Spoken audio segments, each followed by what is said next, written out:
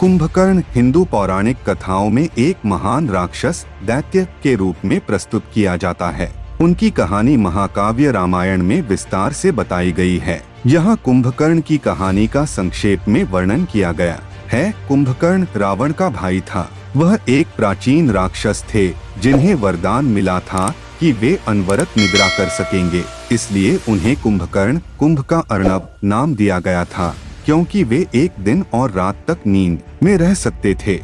कुंभकर्ण रावण का वफादार भाई था, लेकिन उनका धर्म और नीति के प्रति समर्पण सभी के बारे में नहीं था। वे रावण की नीतियों के खिलाफ थे, लेकिन उन्होंने अपने भाई के प्रति वफादारी के कारण उनके आदेशों का पालन किया।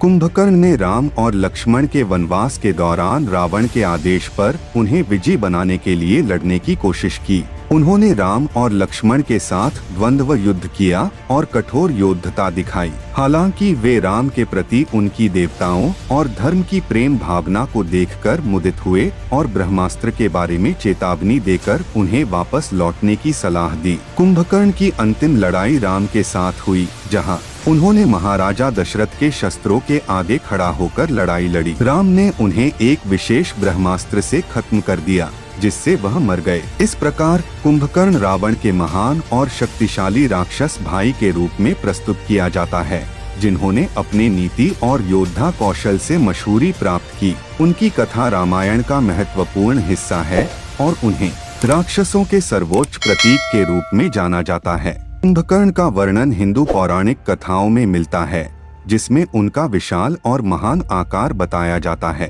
कुंभकर्ण को एक राक्षस दैत्य के रूप में जाना जाता है और उनकी ऊंचाई विविध पाठकों द्वारा अलग अलग रूपों में बताई गई है। पुराणों और कथाओं के अनुसार कुंभकर्ण की ऊंचाई लगभग 70 गज यानी 210 फुट तक होती थी। यह उनका अत्यंत महान और विशाल आकार दर्शाता है, जो उन्हें एक शक्तिशाली राक्षस के रूप में चित्रित करता है। कुंभकर्ण को दोष वरदान मिलने की कथा रामायण में वर्णित है।